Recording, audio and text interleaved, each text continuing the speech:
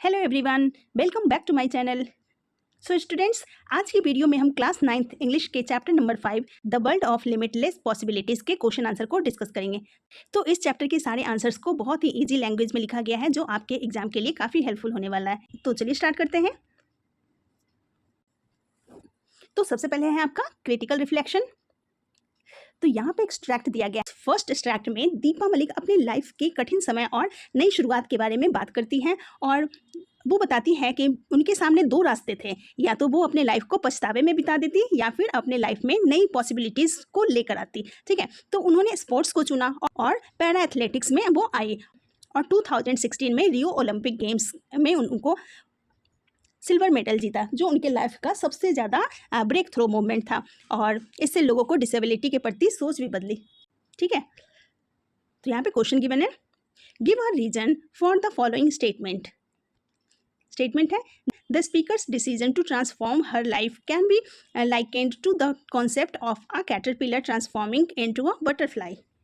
तो यहाँ पे हमें बताना है कि डॉक्टर मलिक ने अपनी कठिन परिस्थितियों को किस तरह से एक नए और सफल जीवन के रूप में बदला, तो और इसकी तुलना कैटरपिलर के बटरफ्लाई बनने से की गई है। ठीक है, तो जैसे कैटरपिलर बदलकर सुंदर सा बटरफ्लाई बन जाती है, वैसे ही डॉक्टर मलिक ने भी अपनी कठिन परिस्थिति को एक सफल और मीनिंगफुल लाइफ में चेंज कर दिया। ठीक है, तो आप आंसर लिखेंगे, Like a caterpillar changes into a butterfly, Dr. Malik transformed her difficult situation into a successful and meaningful life. ठीक है, सेकेंड क्वेश्चन है आपका, Why could the speaker switch to para athletics quite comfortably? तो second question में आपको बताना है कि डॉक्टर मलिक के लिए पैरा एथलेटिक्स में जाना आसान क्यों था। तो आपने चैप्टर में पढ़ा कि उनको स्पोर्ट्स काफ़ी ज़्यादा पसंद थे और वो पहले भी स्विमर रह चुकी थी, इसलिए पैरा एथलेटिक्स उनके लिए नेचुरल चॉइस था। ठीक है, तो आप आंसर लिखेंगे, She loved sports and had been a swimmer, so switching up to para-athletics was a natural choice for her. Third question है, complete the statement. The speaker calls 2016 Rio Paralympic Games a breakthrough movement because. तो यहाँ पे break throw movement का कारण पूछा गया है, तो हमें बताना है कि 2016 रियो पैरा ओलंपिक उनके लिए इतना इम्पॉर्टेंट क्यों था। तो क्योंकि उन्होंने शॉर्ट पुट में सिल्वर मेडल जीता था, जो उनके पैरा ओलंपिक कैरियर के लिए एक बड़ी अचीवमेंट थी। ठीक है, तो आप आंसर लिखेंगे, she won a silver medal in shot put which marked a major achievement in her para Olympic career. Fourth question है, the phrase in hindsight indicate the speaker is dash. In hindsight का अर्थ होता है कि बीती हुई घटनाओं के बारे में सोच कर देखना, तो इसलिए यहाँ पे बताना है कि स्पीकर का एटीट्यूड कैसा था। तो सही आंसर है आपका ऑप्शन बी, रिफ्लेक्टिव। ठीक है, यानी कि वह अपने पास्ट एक्सपीरियंस पर विचार कर रही थी। नेक्स्ट क्वेश्चन है, the speaker uses the phrase changing perceptions, list one likely perceptions the speaker might have changed. तो चेंजिंग परसेप्शंस का अर्थ होता है कि पुरानी सोच को बदलना। ठीक है, तो उन्होंने यह धारणा बदली कि जो डिसेबल लोग होते हैं वो एलाइट स्पोर्ट्स में सफलता हासिल नहीं कर सकते। ठीक है, तो आप आंसर लिखेंगे, she challenged the belief that people with disabilities can not achieve success in elite sports. ठीक है, उन्होंने लोगों की धारणा बदल दी कि लोग सोचते हैं ना कि ये तो डिसेबल है, ये क्या ही कर सकता है। तो दीपा मलिक ने लोगों की धारणा को बदल दी और स्पोर्ट्स में सफलता हासिल की। Next extract 2। तो सेकेंड एक्सट्रैक्ट में डॉक्टर दीपा मलिक स्पोर्ट्स और पैरा ओलंपिक्स के इंपॉर्टेंस को बताती है और उनके अकॉर्डिंग स्पोर्ट्स लोगों की सोच बदलने की पावर रखते हैं। ठीक है, नीचे क्वेश्चन है, देखते हैं, choose the option that lists the words to describe the tone of the speaker. तो सबसे पहले स्पीकर का टोन क्या है वो पूछा गया है। तो डॉक्टर मलिक पैरा ओलंपिक्स के लिए थैंकफुल भी है और वो फ्यूचर को लेकर पॉजिटिव भी है। ठीक है, इसलिए आंसर है आपका option A and D, appreciative and optimistic. Second question है, कंप्लीट द एनालॉजी। अब आपको एनालॉजी कंप्लीट करनी है, जैसे कि एबिलिटी का रिलेशन पोटेंशियल से है और वैसे ही प्री कॉन्सेप्ट नोशंस का रिलेशन स्टीरियोटाइप से है। ठीक है, तो आप यहाँ स्टीरियोटाइप्स लिखेंगे। नेक्स्ट है third question, state whether the following sentence is true और फॉल्स। सेंटेंस है, para Olympics is a platform that not only show cases the remarkable abilities of para athletics but also questions stereotypes. तो यहाँ पे sentence में बताया गया है कि पैरा ओलंपिक्स सिर्फ टैलेंट दिखाने के लिए नहीं है, बल्कि ये स्टीरियोटाइप्स को भी चैलेंज करता है। ठीक है, तो ये बिल्कुल ट्रू स्टेटमेंट है, तो आप यहाँ ट्रू लिखेंगे। नेक्स्ट है, what does helped me push boundaries, tell us about the speaker. तो पुश बाउंड्रीज फ्रेज का मतलब होता है कि अपनी लिमिट से आगे बढ़ना। ठीक है, तो डॉक्टर मलिक कभी चैलेंजेस से नहीं डरी और वो हमेशा ही आगे बढ़ती रही। ठीक है, तो आप आंसर लिखेंगे। It shows that doctor Malik is determined to overcome limitations and achieve more. Fifth question है, which phrase from the extract suggested that the speaker was able to transform her life.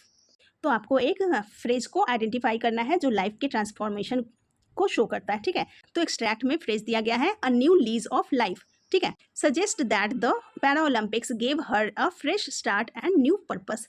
सिर्फ आपको फ्रेज पूछा गया तो आप ये भी लिख सकते हैं। ठीक है, नेक्स्ट है आपका answer the following questions. First question है, explain how doctor Malik achievements challenge social perceptions.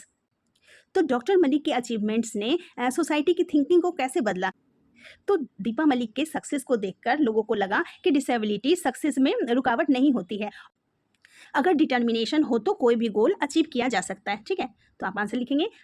Her achievements show that disability does not prevent a person from succeeding in sports or contributing to society. Second question है, what can be the long-term impact of improving youth in schools and colleges in advocacy with respect to disability? तो यहाँ पे question पूछा जा रहा है कि अगर स्कूल और कॉलेजेस में डिसेबिलिटी अवेयरनेस को बढ़ाई जाए तो उससे क्या इम्पैक्ट पड़ेगा। तो अगर स्कूल और कॉलेज में डिसेबिलिटी अवेयरनेस को बढ़ाया जाए तो स्टूडेंट्स इंक्लूसिव और सपोर्टिव बनेंगे और इससे फ्यूचर में डिटर्मिनेशन और स्टीरियोटाइप्स कम होंगे। ठीक है, तो आप आंसर लिखेंगे।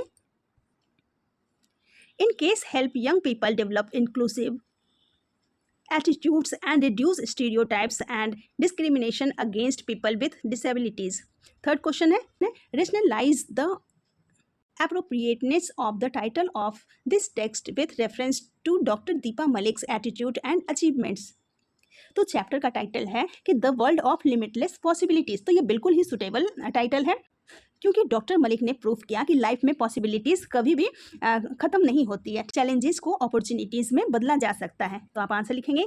The title is appropriate because doctor Malik turned challenges into opportunities and proved that life has limitless possibilities. Fourth question है, every setback is an opportunity to prove your strength. How might this be a life lesson for every individual? तो हर setback एक opportunity होती है और failure हमें strong बनाते हैं और हमें सीखने का चांस देते हैं, इसलिए हमें कभी भी फेलियर से नहीं डरना चाहिए। तो आप आंसर लिखेंगे। Setbacks teach us to stay strong, learn from failure and work harder to achieve our goals. Fifth question है, how does doctor Deepa Malik's recognition as one of the 10 most inspirational para athletics globally contribute to the larger discourse on gender equality in sports.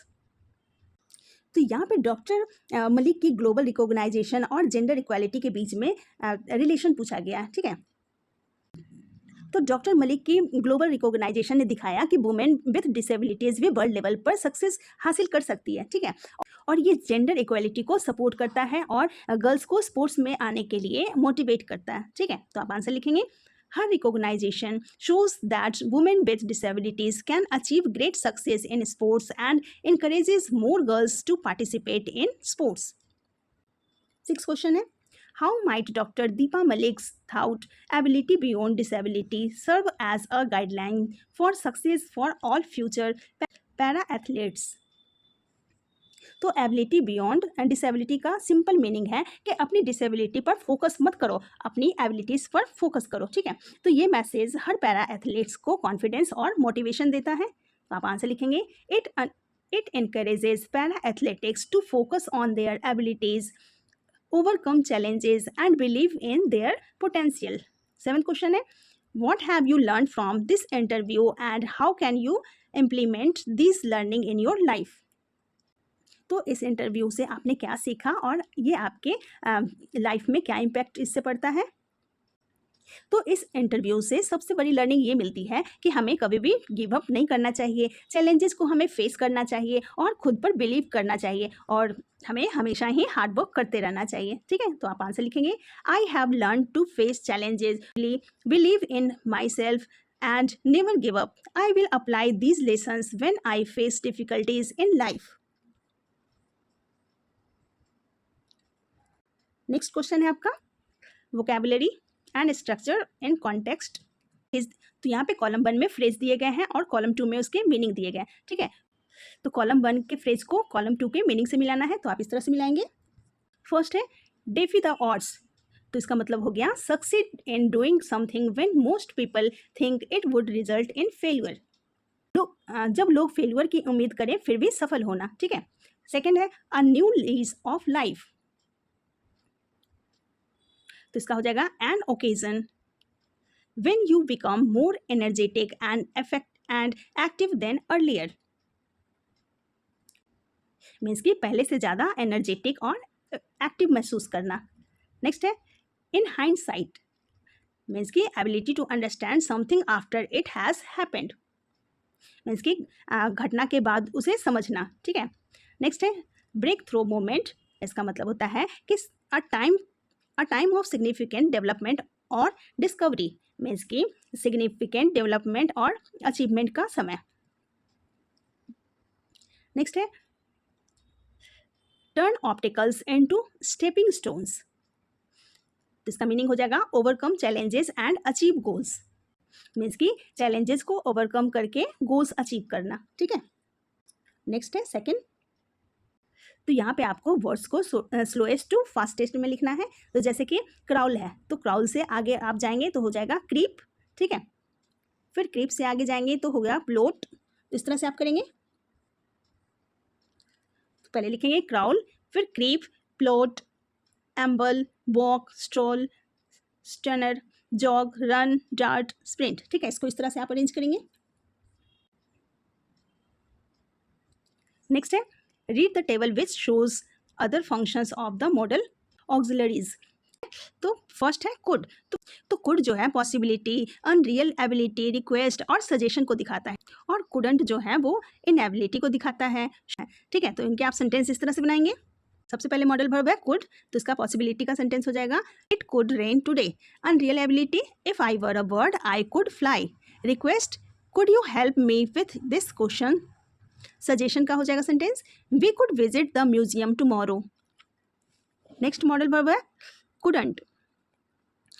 Inability का हो जाएगा I couldn't solve the difficult question. Third है should, probability the train should arrive soon. Advice का sentence बन जाएगा you should respect your elders. Fourth है would, request का sentence होगा would you please help me. और पास्ट हैबिट का sentence हो जाएगा my grandmother would tell me stories every night. ठीक है, नेक्स्ट है question number 5, read the following sentence. तो यहाँ पे सेंटेंस को पढ़कर आपने नीचे फिल करना है the sentence given above are in direct या इनडायरेक्ट स्पीच। तो डायरेक्ट स्पीच में स्पीकर के एग्जैक्ट वर्ड्स यूज होते हैं। तो यहाँ पे डॉक्टर मलिक कहती है आई लव स्पोर्ट्स। ठीक है, तो ये डायरेक्ट स्पीच है।